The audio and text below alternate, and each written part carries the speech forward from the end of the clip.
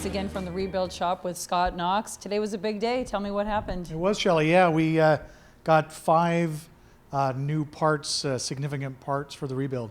And these parts are going to make up the rear spar. Okay, so the donor wing, when it was salvaged from Malta, it had been cut up into 3 pieces, and the rear spar was severed, and the middle part was completely missing. So these new parts are going to form the top and bottom of the rear spar. So these were extruded aluminum, T6 aluminum, and they came from Sprung Instant Structures out in Alberta, and they were delivered today. And it's a wonderful day, wonderful day. So now we have to think about the future, because the rear spar is going to be in another phase in the future. So we're already thinking ahead about how we're going to prepare these pieces. They have to be cut and shaved down to fit the rear spar. So it's going to be tricky. These pieces are 15 feet long. They weigh about, judging by the heft of them this morning, about 120 pounds each.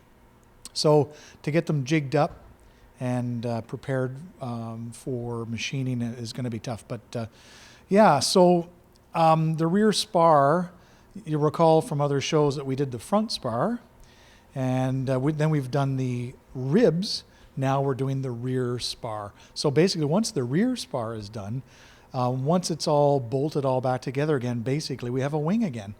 And I'm really looking forward to seeing those parts come back together again and to have it to start to look like a wing again. Because right now it looks like a collection of parts, you know, and it's hard to, unless you know what you're looking at, it's hard to visualize.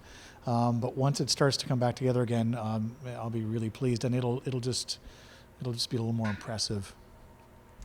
And then we'll see that once again on the model that you had shown me a little bit earlier, and to see what this part that we're standing in front of right now. This is the original rear spar, correct? That's correct, yeah. This is the salvaged rear spar. We can use a few parts off of it, but basically it's so badly corroded that we really can't use too much of it. Yeah, so I'll show you again on the model exactly the part that we're actually going to be working on in the next in the coming phases.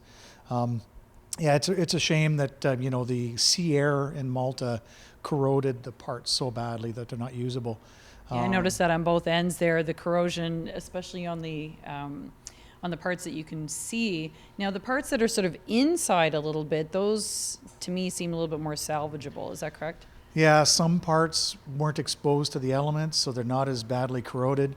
And another thing that happens is any of the parts that were connected to steel were badly affected by the sea air as well, because it forms a battery basically. So when you've got dissimilar metals, you've got electrolytic action happening, and that corrodes the material.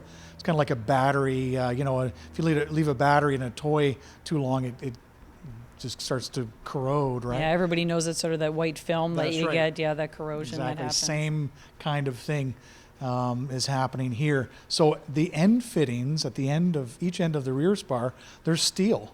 So you've got this aluminum steel combination plus the salt in the sea air. You got a little battery going on. Oh, those crazy little electrons. Yeah, that's it. And they start running back and forth. So that's why, as you notice, some of the other parts are still usable, because they weren't affected by that electrolytic action, right? So we'll dismantle the whole spar and then salvage what we can. And some of the other parts were cut. So if they weren't corroded, some of them were cut unceremoniously by a torch or whatnot. So again, those parts aren't really usable, so we'll have to build those new. I noticed that, right, that's something that happened that's right behind you actually, that there's a very distinct line from where they actually must have cut that. So how much distance between those two parts is missing, and how much would you have to fabricate? Yeah, I haven't done a complete measurement here, but I think there's around 6 or 8 feet that are missing in the center section. So the whole spar was about 30 feet long, and these pieces are about 9 feet long, 10 feet long. So that gives us, you know, say 8 to 10 feet left over. So that section was missing when they salvaged all the parts. So unfortunately, we don't have that. We'll have to go back to the original plans and build all those new. So tell me a little bit more about the cut pieces that we're looking at. So I see that there's more like a T-junction here that's obviously been severed, but tell me a little bit more specifically. Yeah, this is where the salvers cut the missing 8-foot section out, right? So we've only got a foot here, but they're in the piece that was cut out was about 8 feet long. And you can see the cross section here. This is the T section, and there's one of these are the spar booms, and there's one top and bottom. Now this is, in this case, the rear spar is laying down kind of on its back, but in flight, this would be standing up. So the new pieces up here will replace this T section here. And like you said, it's been severed. There should be about 8 feet that are missing. One of the things that's complicated here is that this piece actually tapers along its length. It's 15 feet long, but as it goes to the tip, it's tapered ever so slightly. So we're going to have to figure out a jig assembly to shave these pieces down along their length, which is going to be really tricky. But we've got some ideas that we think will work. Luckily, this is aluminum and it's not as hard to work as steel. So we can use fairly simple tools.